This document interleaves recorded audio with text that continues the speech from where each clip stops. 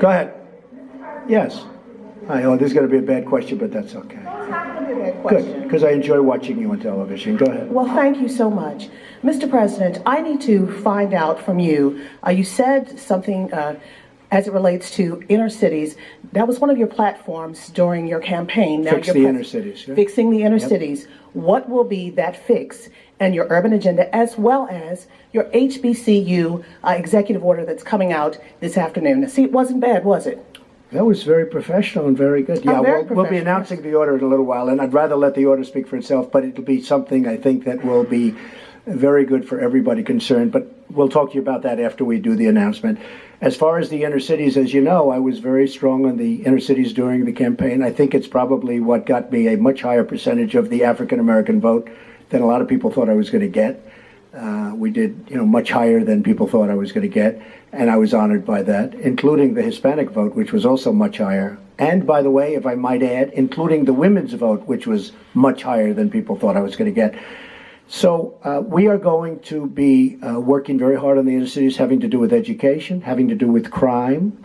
We're going to try and fix as quickly as possible. It takes a long time. It's taken 100 years and more for some of these places to evolve, and they evolved, many of them, very badly. But we're going to be working very hard on health and healthcare, very, very hard on education, and also we're going to be working in a stringent way, in a very good way, on crime. You go to some of these inner city places, and it's so sad when you look at the crime. You have people, and I've seen this, and I've sort of witnessed it. In fact, in 2 cases, I have actually witnessed it.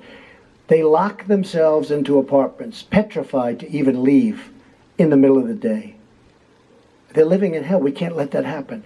So we're going to be very, very strong. It's a great question, and it's a very difficult situation because it's been many, many years. It's been festering for many, many years. But we have places in this country that we have to fix. We have to help African American people that, for the most part, are stuck there. Hispanic American people. We have Hispanic American people that are in the inner cities, and they're living in hell.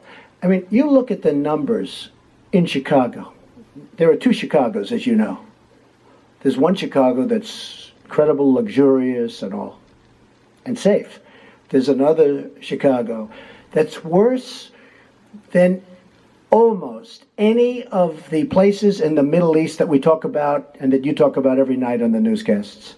So we're going to do a lot of work on the inner cities. I have great people lined up to help with the inner cities. Well, when you say the inner cities, are you going to include the CBC, Mr. President, in your conversations with your urban agenda, your inner city agenda, as well as? Am I going to include? Are you going to include the Congressional Black Caucus and the Congressional? Well, Hispanic I would. Caucus? I tell you what.